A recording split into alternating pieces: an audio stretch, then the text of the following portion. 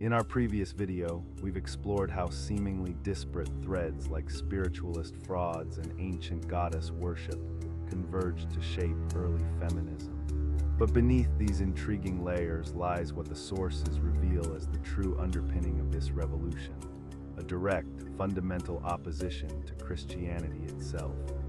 This wasn't merely a political struggle for rights, but a spiritual battle aiming to dismantle the very foundations of Western civilization as shaped by Christian thought.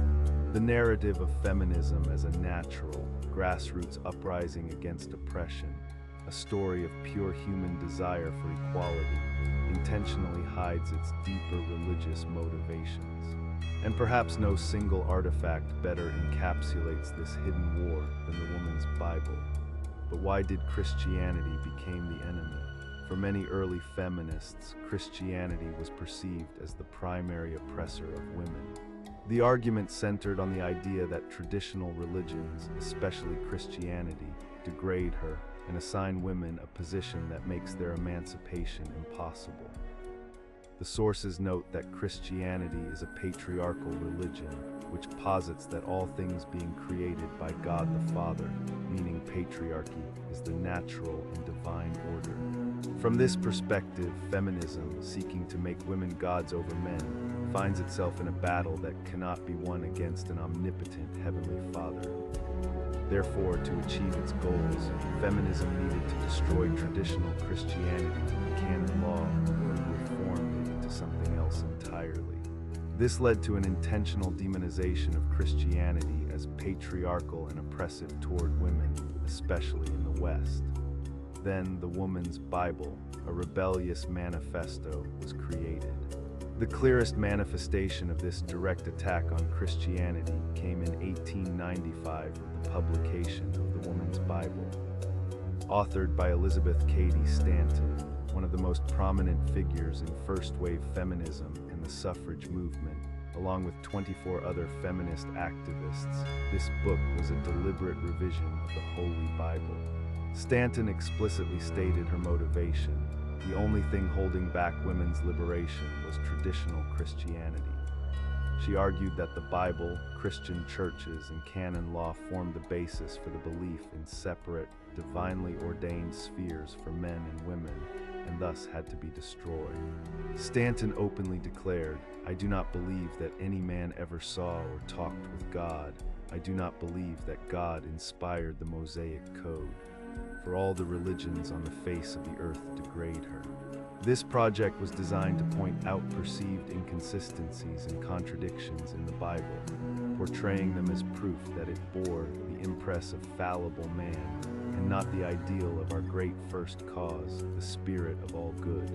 If spirit of all good sounds a bit more occultic than Christian, that's because it is. Of the 26 women on the revision committee, 8 were spiritualists or occultists, 4 were admitted atheists, and 3 were Quakers. This diverse group shared a common thread: opposition to and rejection of Christianity. This opposition wasn't an anomaly, it was a consistent pattern among radical social reformers. Figures like Victoria Woodhull, the con artist medium who advocated free love and whose radical social views were rooted in her clairvoyant gifts and communication with spirits, also explicitly aimed to disturb the foundations of our existing social order. She even stated her goal was the abolition of marriage and gender. Matilda Jocelyn Gage, another member of the Woman's Bible Committee and a devoted theosophist, was much more frank about the fact that she saw Christianity as the main enemy of feminism. She argued that pre-Christian civilizations with goddess worship were superior because they supposedly gave women power and liberty.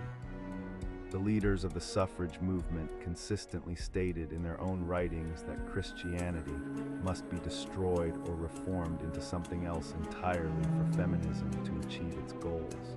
The popularity of the Woman's Bible, with 7 printings in 6 months, underscores the widespread acceptance of this anti-Christian sentiment among influential feminists.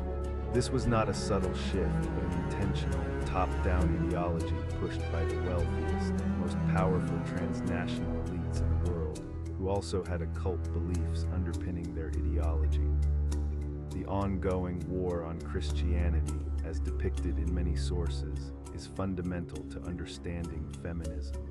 By rejecting traditional Christian views on family, gender roles, and the divine order, these movements paved the way for alternative spiritualities, particularly goddess worship and occult practices, which align with feminist ideals of female power and defiance. The intentional hiding of this occult history of feminism and the frauds and forgeries of the spiritualist medium suffragettes serves to protect the credibility of first-wave feminism. Ultimately, the sources contend that what is often perceived as a political battle for women's liberation will finally be revealed as the spiritual battle for the human soul that it truly is. Stay tuned for Part 5, Theosophy, New Age, and the One World Agenda.